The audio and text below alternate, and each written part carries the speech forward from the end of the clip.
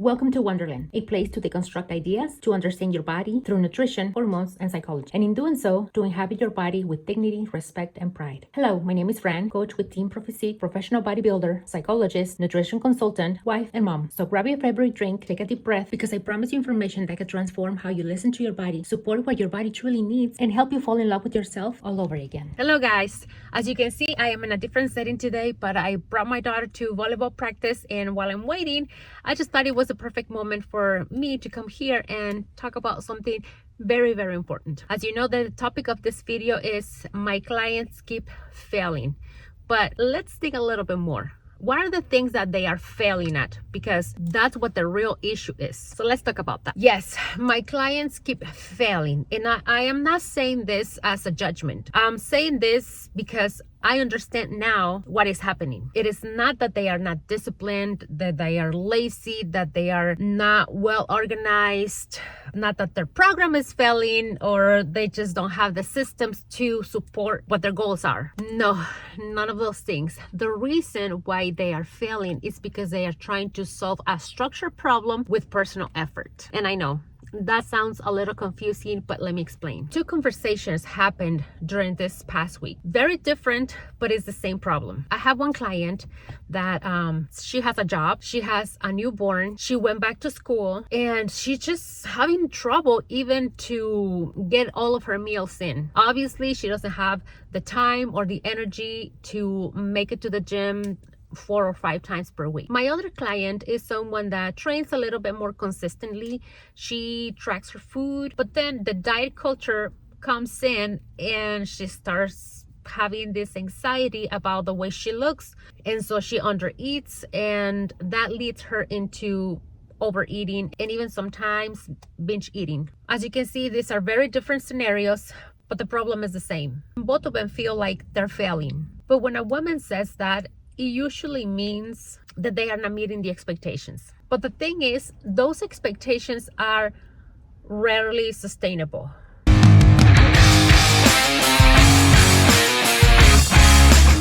Okay, so this is where it's going to be a little bit tedious here, but please stay here because I want you to understand where all this is coming from.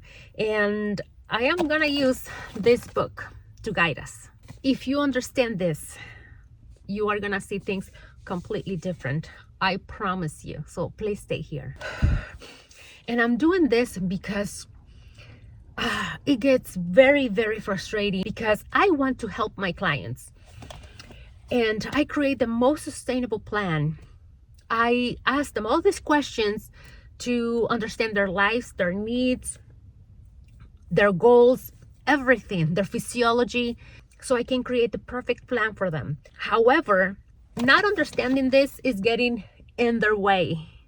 And I want my clients to succeed. I want them to understand that a lot of the expectations that society have for women, it is a form of violence.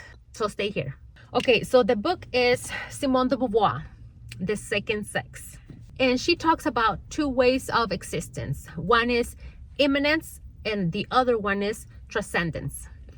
Usually, women are confined into immanence, and that is the repetitive labor that sustains life. You know, being a mom, taking care of everybody, and staying home. I know that's not the situation right now, but we'll get there. The other one is transcendence. That means building, creating, and moving forward.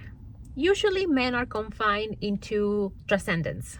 They are encouraged towards expansion. Now let's talk about modern life, because I know that now we go to work, we have careers, and we are not confined at home. So let's talk about the modern life. Modern life didn't eliminate immanence, meaning women are still expected to take care of their homes, take care of the kids, sometimes even still take care of their husbands, making sure that everything is running smoothly, being available emotionally for the entire family, while at the same time, you still need to go out there and have a career and being successful, helping, assisting with the economy of the family, and all of that while you are still looking good, obviously not aging, because aging is practically a sin. You still need to be kind while you still keep all these feminine traits that a good woman's supposed to have. And we often see it as empowerment, but that is not empowerment. That is accumulation, and accumulation creates overload. But there is another layer hard to see sometimes, because most couples today, they will say things like they live in equality. Men will say things like, I help my wife, but those words matter, because that implies that the responsibility still belongs to the woman, and it shows up in default behaviors. Like, for example, when the kids need something, who is the first person that they go to? And when something is missing in the fridge, who is the person that is supposed to notice it first? And when someone asks, where is this particular item in the house, who is the one that knows? The house has a silent manager, not officially, but functionally. It is like we are monitoring everything in the background, knowing what's needed, what's running low, the things that cannot be forgotten. And that is just not labor. It's cognition. It is the constant anticipation, and that is mental load. It's not only washing the dishes, it's knowing that they need to be washed, like getting the groceries, making sure that it's a nutritious meal, making sure it's balanced, making sure you have all the supplies, making sure it's done in time. So when women say that they are exhausted, fatigued, drained, unmotivated, it's not the actual task that they're working on, it's all the background noise. It's all the background processing. Personally, I lived by this. For 14 years, I don't even know how many, I was a stay-at-home mom, and the house ran in my mind. That was my job, right? The structure was built around that identity. But when my life started expanding, when I started working, the original structure didn't automatically change. It stayed pretty much the same. And this is something that needs to be negotiated. It just stays like that by default. But we are not told that we can negotiate all of those things without feeling guilt. And I don't know if that was your case, but in my situation, I was taught that I had to grow up being a good wife material. And if I was not within my role, then that means that I'm failing. Even though I'm expanding and the load it's even bigger, I still need to perform for what I was born for. And even saying this sounds very silly, but I see it happening time and time again. So it's not that silly, because we still live in it. That concept of wife material that I was told I was supposed to be, it is very humiliating, because it reduces you to a value that is just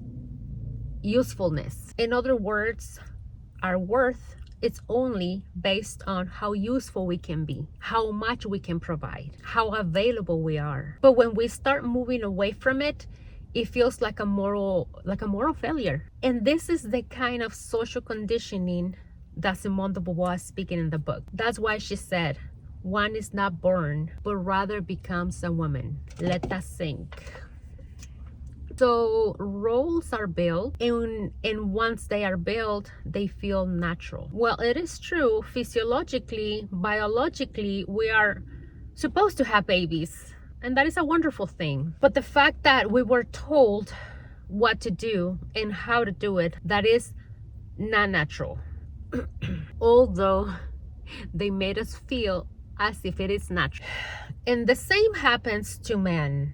This is not about feminism. This is not about patriarchy. Men also suffer in this system in their own ways, because men are usually socialized to equate worth with provision, performance, stoicism. They are rewarded for productivity and independence. They are not trained in the same way to participate in care as we are. Their worth is tied into how much they can provide, and not so much about care like we are. So the imbalance is not malicious. It is all those years of conditioning, and that conditioning produces imbalances, an uneven distribution, and that imbalance, that asymmetry, has physiological consequences. Let's say, for example, when the mind is constantly searching for what's missing, what needs to be done, all that anticipatory work, the nervous system stays highly activated. Not in panic, just not fully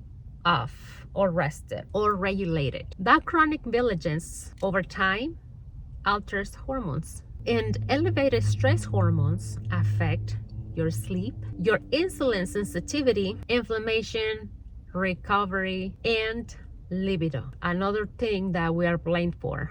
So when women say, I am exhausted, I am failing, I can't lose weight, my cravings out of control, I have no sexual desire, my body feels inflamed, that is not a personality flaw. That stress is physiology. The body is always registering everything. It doesn't care if the load is coming from work, if it's coming from a toddler at 2 a.m., if it's coming from expectations not met, because that also creates stress, or carrying the household operating system all the time in the background. Load is load, and it creates stress. Now, let's go back to my client that was trapped into this cycle of restricting and overeating. Chronic dieting, it is also a stressor. Being in a constant diet, it is also stressful for the body. And restricting elevates cortisol, and it is going to disrupt appetite signaling. That means you are gonna be overly hungry, and that is when the overeating happens. And so you see, you're stuck in this cycle. And no, overeating, it is not a lack of character. It is a biological correction. It is a biological response. But dieting culture frames it as a moral failure. So the cycle continues. Restriction, loss of control, guilt, repeat. You cannot fix that type of dysregulation with more restriction, with being disciplined, because it was caused by chronic depletion. And all of this, again, falls into what Simone is saying. The expectations, the rules, the hidden rules of what is expected from a woman. That is very ingrained in us, that we are constantly watching of how we look, how our bodies look, and how they are or how we are compared to everyone else. That is how we get trapped in this cycle. But remember, we cannot override our physiology with discipline. So when we are trying to fit this role, be the perfect woman, the perfect mom, the woman that provides. So when we are trying to fit this role that it was assigned to us, we are gonna get burned out. We are not gonna be able to do it all. But the most important thing to understand is that this is not natural. It was assigned to us. And then when women are also expected to work, it just compiles, because we are still expected to take care of the home. And so what we end up being is chronically fatigued, chronically depleted, mentally exhausted, always feeling like we are failing, always feeling like we are not good enough, because realistically we cannot be all that. So when my clients tell me I am failing, I ask them, what are you failing at? Expectations, roles that were assigned to you? I don't think the question should be, what's wrong with me? What should I do better? How can I handle more? Let's find another productivity app. Let's watch another productivity video. Let's create a better system. Let's create blocks in our calendar. I think what we should really ask are things more like, what are the things that people assume I should be doing? And is that unequally distributed? What are the things that I need to negotiate with my partner and my kids? And because when you question those aspects, then the guilt becomes suspicious. Just think about this. If women were fully rested, fully fed, fully supported, many systems will shift, and the systems in the house will completely change. Who said that I was supposed to, me, wash the dishes all the time? Or even tell my partner that the dishes need to be washed. So a lot of things will change in the house, but also in the relationships, and also in the industry, because a lot of them are built on women insecurities and on those roles that were assigned, that somehow we fell into them. And I don't exclude myself from them. I wear makeup and I have my nails done because I guess that's what is expected from me, to look in a certain way. But when we look at things from this different light, I hope that we see failure in a different way. So when you feel that you are failing, ask yourself these questions. Failing at what?